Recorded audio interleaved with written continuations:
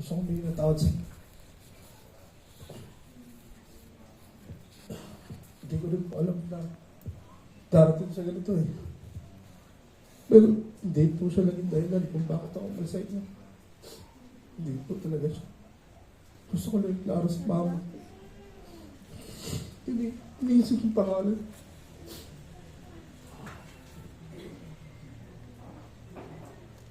Hindi ko po alam kung hanggang kailan po basta patawad po sa inyo. Share ko lang kung paano kami nagkakilala ni Mama para makakonect ako sa inyo. Dito po kami nagkakilala sa Gampon niya pa yung gusto. Pinsan niya po yung big boss ko, si Ma'am Peggy. Nag-apply po ako kila Ma'am Peggy, kay Manong Ruel, dito sa Gampon niya. Para maging isang waiter. Kasi po, connected po yung dati kong boss sa Breads and Bites. Nabang. Nakita ko po siya masaya, joy na dumarating siya dun sa Kubo habang nag-apply ako dito sa Camponia. Tapos, nung natanggap ako, tuwing pupunta siya dito sa Camponia, lahat kami, mga kasama sa trabaho, palagi niyang tinitreat. Gano'n po siya kabait. Tinitreat niya kami ng merienda. Lahat sa morning, pinatawag niya kami. Kahit na alam namin na bawal po kasi nasa trabaho kami. Pero siya, pinipilit niya kaming bigyan ng pagkain sa umaga sa merienda. Tapos po, hindi ko po kilala si Ate Ernest doon. Kasi po, may tinda po siya rito na mga bikini, paggamit sa resort.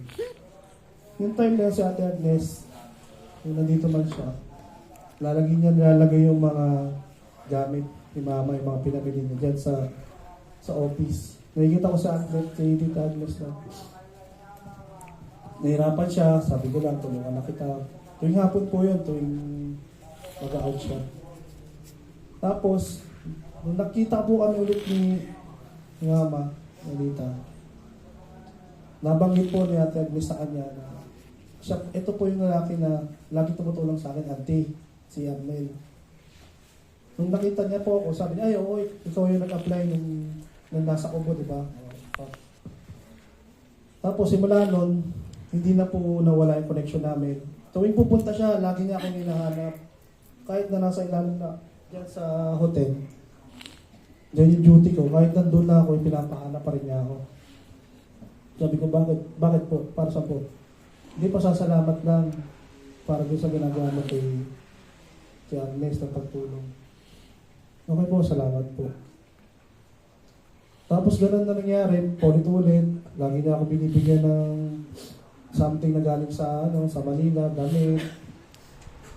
O minsan, yung pera niya akong umutang. Sabi niya, utang ka para makabili ka ng mo. Doon po, parang sabi ko, bakit siya masyadong concerned sa akin? Tapos, pinaliwanag ko sa tito ko, bakit po ganun? May tao na ganito, ganyan. Sabi niya, baka mabait lang talaga sa'yo. Tapos yung time, ito na po yun na inopera na ako ng uncle ko na mag-resign na ako sa Camponia dahil gusto niya ako mag-apply as messenger sa Bank of the Philippine Island. Mga 2010, January siguro or March, nag-file na po ako ng resignation. Siyempre, tinatanong nila kung ba't ako mag-resign, si Manang Peña, ayaw nga payagan, bakit siya mag-resign. Ang sabi ko lang, dahil kung meron akong ibang opportunity na mas makakatulong sa akin, makapag-aral siguro ako. Kasi high school lang po ako nung nagtrabaho ko dito. Yun na po, pagdating ng April, nag-resign na po ako, binigyan pa ako ni Manang Peña ng konting handa. Napakabait po talaga nila sa akin, lalo sa Manang Peña, pati po siya. Yung nag-resign ako, di naman ako nakapag-apply. Dahil kasanalan ko din naman. Dahil masyado kong in-enjoy yung bakasyon ko. Di po ako nakapag-apply agad. Nagalit po yung tita ko dahil ginawa ko. Yun, pagkalipas po ng isang araw, isang linggo, tumawag po siya sa akin. Nabalitaan niya, nag-resign daw ako. Ang sabi niya sa akin, gusto mo, sumama ka sa akin sa bahay. Bibigyan kita doon ng trabaho, sabi niya. Sa Manila, pwede ka magtrabaho sa restaurant namin at pwede kang mag-aral. Doon po kami nagkaroon na ng connection sa Manila. So, lumalim po yun, tinuruan niya po ako mag-drive. Pinag-aral niya po ako.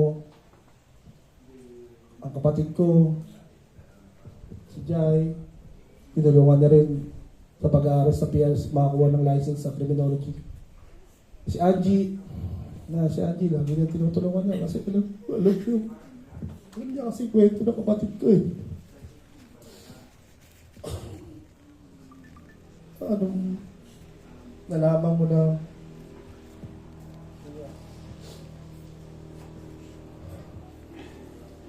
marami po akong utang na loob sa kanya. Siguro po yung malaking part ng buhay ko ngayon ang nawala. Simula nung nawala siya. Kasi siya po yung bumuo nun. Binuo niya po ako.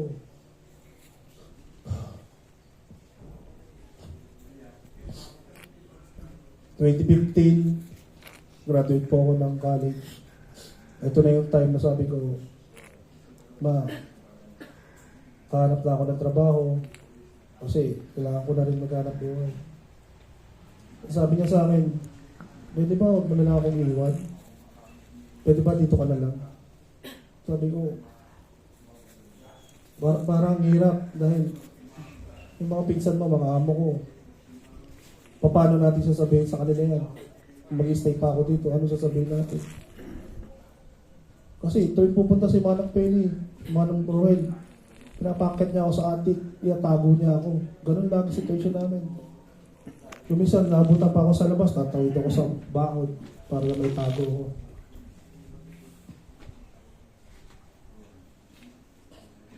And then sabi ko sa kanya, ano ba talaga gusto mong plano? Tapos kinausap ako ni Manang Penny. Ang sabi niya, kasi sa kanya rin ako humingi na advice.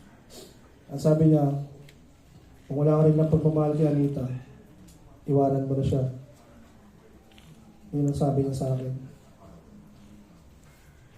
Sabi ko, mahirap po iwanan mahirap po siyang iwanan. Dahil po sa lahat ng ginawa niya sa akin.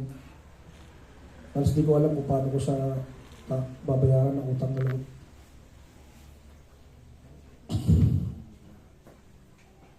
After po ng graduation ko, September 8, 2015, nag-decide po kami magpakasal. Kasama po ang aking family, mama at papa ko. At witness po ang kapitbahay namin, si Maribiki, si Captain Perero, sa kasal namin. Nakakala ko nun, magiging madali ang lahat pagkasal na kami. Araw-araw, lagi kami nakakarinig ng di maganda. Iiwanan ka rin niya kasi bata yan. Wala yung pagmamahal sa'yo. Sabi niya pa, sana naman huwag kang magpatalo sa mga sinasabi nila. Kung talagang mahal mo, kung di mo ko kayang iwan. No, hindi ako magsisinungaling sa kanya ngayon. May times na talagang sumusuko na ako, gusto ko lang tumalikod. Kaso, pilit niya pa rin ako tinatawagan, kinakausap.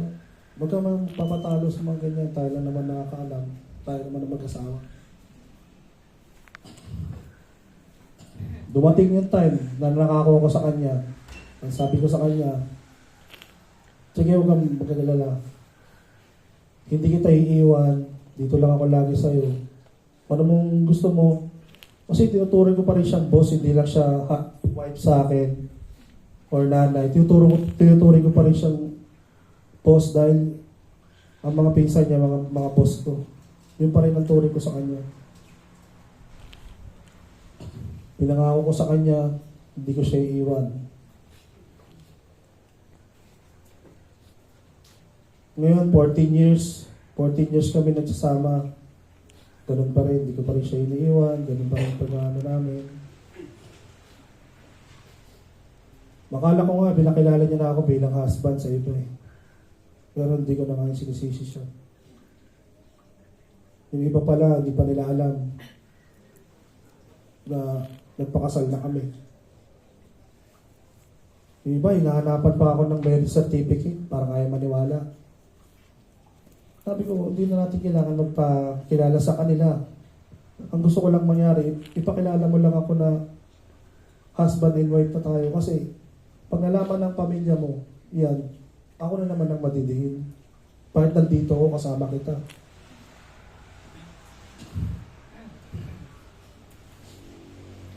Yun po yung naging connection namin nga dito. Kaya kami yun naman po yung time na nagkaroon siya ng sakit. Saturday, tanghali.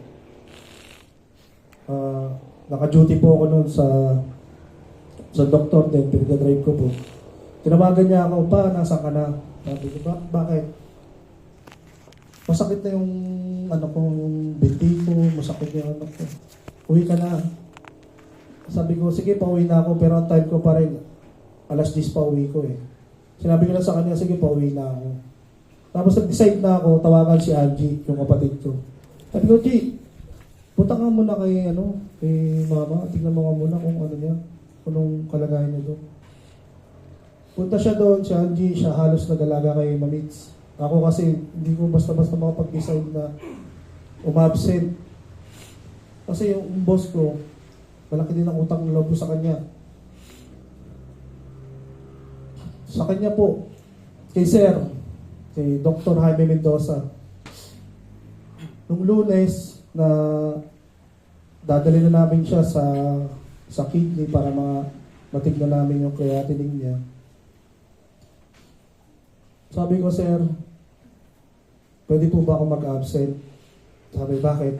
Kasi ang pakilala ko sa kanya, auntie ko si Anita. Bakit? Dahil ba sa auntie mo? Opo, Sir, kasi hindi na namin siya kayang bihisan ng pampers, hindi namin siya mapakain. Dextrox na lang yung sumusuporta sa kanya, Sir. Sige, dalhin niyo sabi niya, sa kidney, kasi doon nga may lepro. Tapos tumawag po ulit siya, sabi niya, Nel, ganito na lang. Kukuha ko ng room sa Lang Center.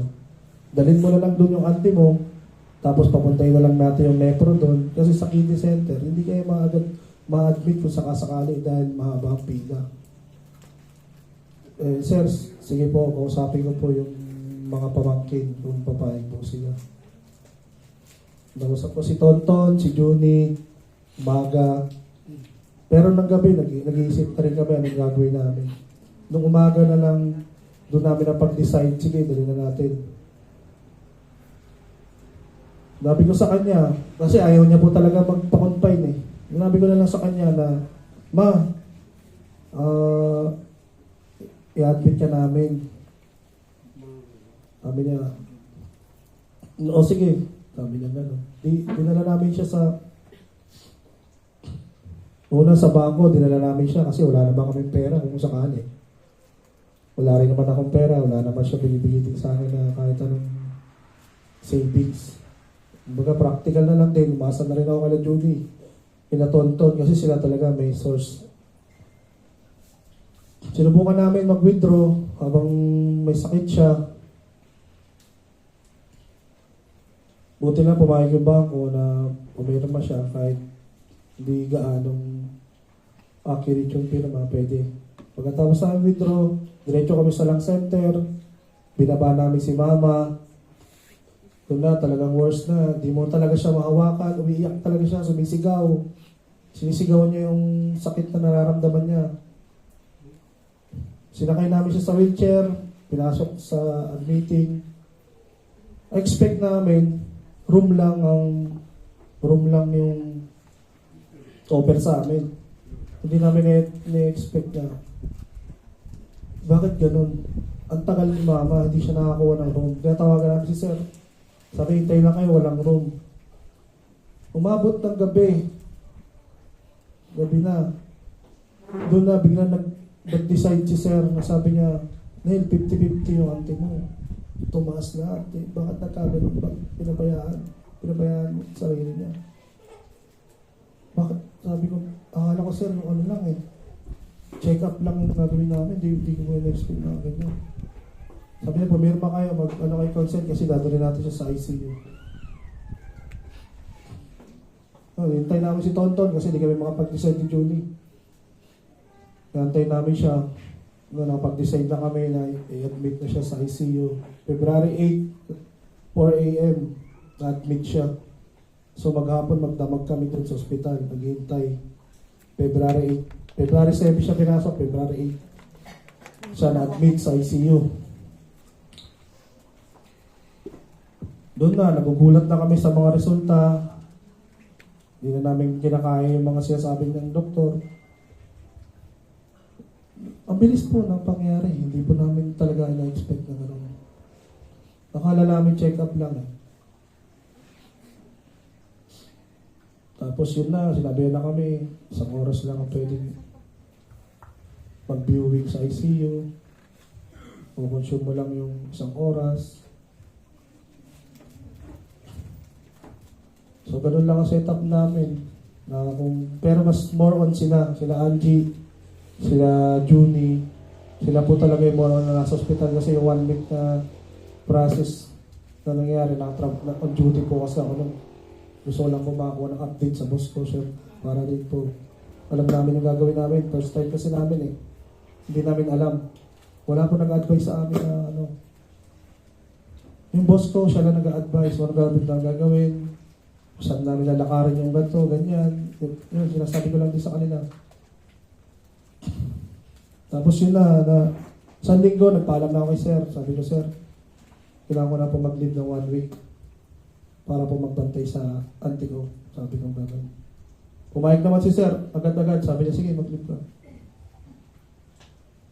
Yung time na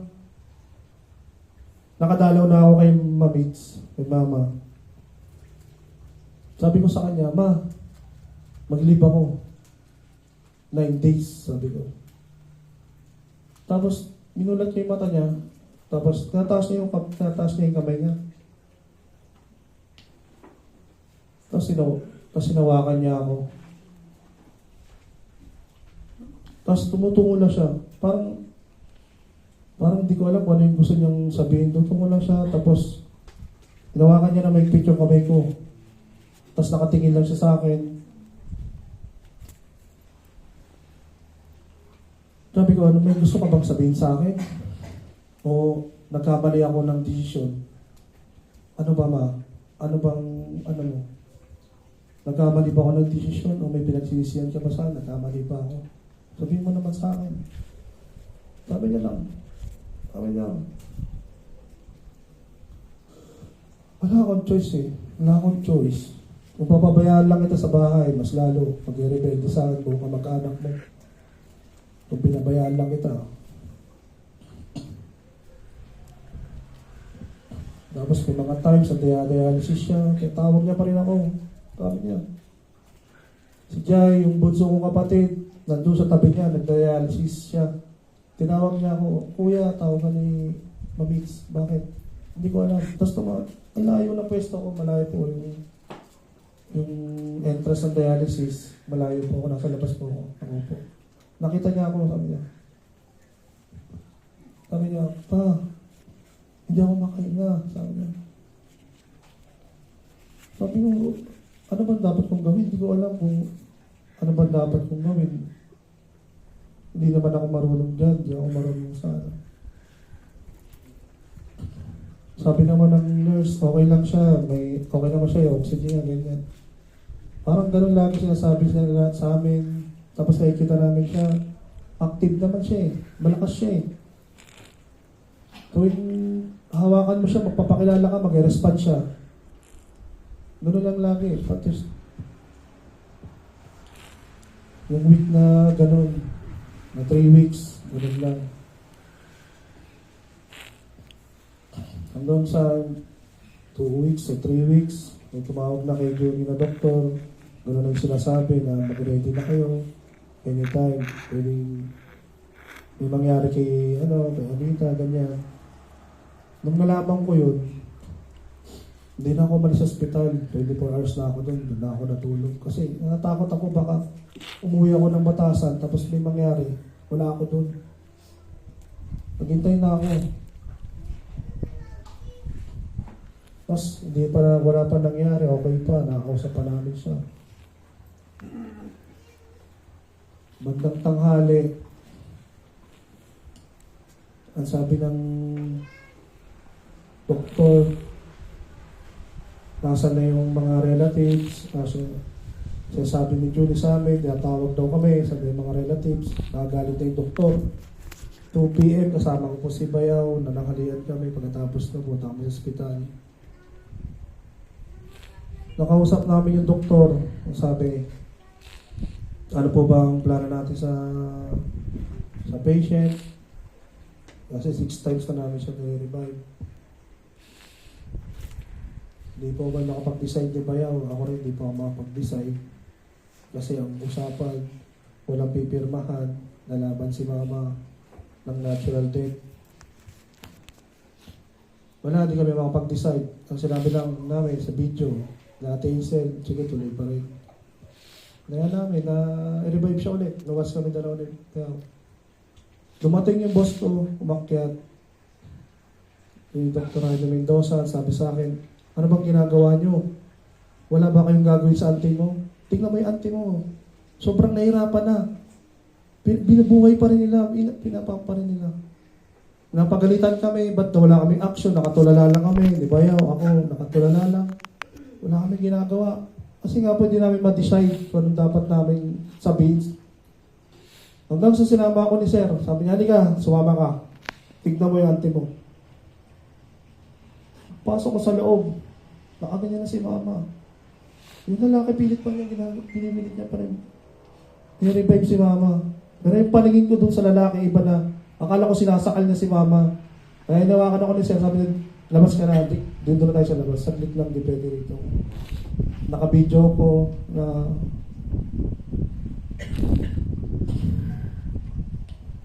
doon na po, ilang minuto, na po si mama.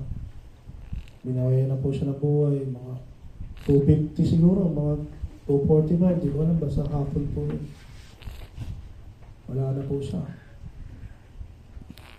Tapos doon ako nag-isip kung tama ba yung naging decision ko na itakbo ba talaga siya sa ospital.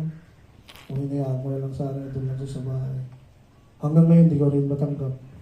Sinisisi ko pa rin yung sarili ko saan ako nagkamali. Kaya sabi ko sa kanya, ma, sabi ko sa kwarto niya, paramdam ka naman sa akin. Sabi mo sa akin kung saan ako nagkamali. Ano ba yung, may galit ka ba sa akin? Lagi ko siya sabi sa kwarto niya, magparamdam ka, sabihin mo lang kung ano gusto mong sabihin.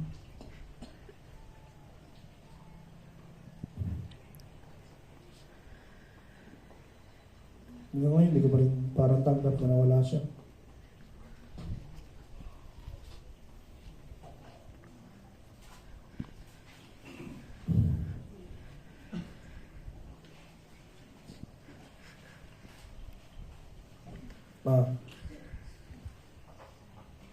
Si Anna ito. Salamat sa pagtanggap sa buong pamilya ko. Tinuring mo silang kapamilya.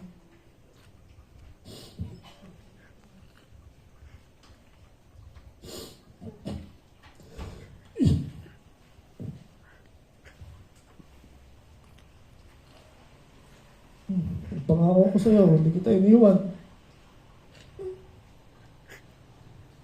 Hanggang wala nandun ako. Katabi mo ako.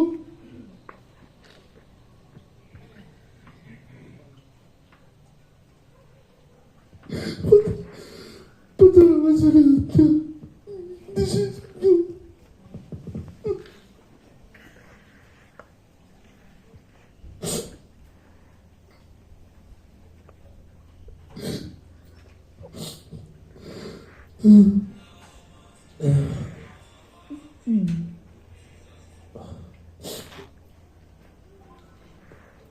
May babawat pala si Papa sa'yo.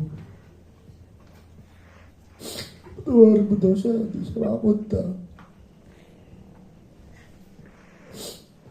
Papasalamat din siya sa pagtanggap sa pamilya niya. Terminal family at nang tinanggap mo.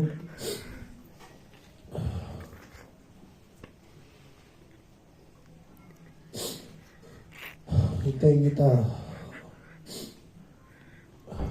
Sabihin mo sa akin kung anong mali sa decision ko.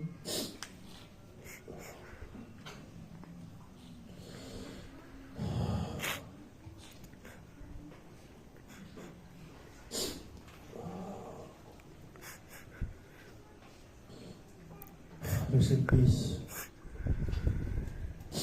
Mahal kita.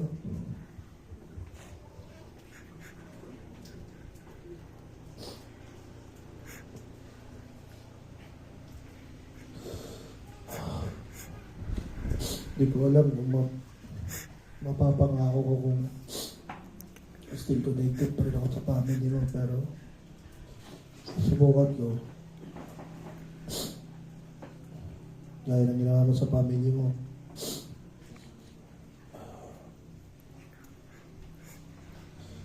Naiintindihan mo naman siguro ako. Maraming salamat sa lahat. Sa lahat na nagawa mo sa akin, sa family ko, lahat, marami pong salamat.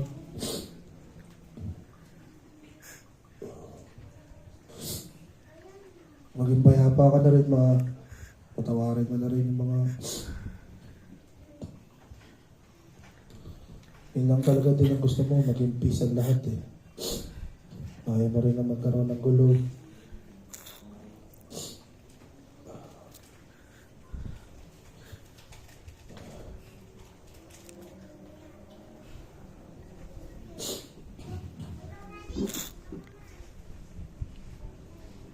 Salamat.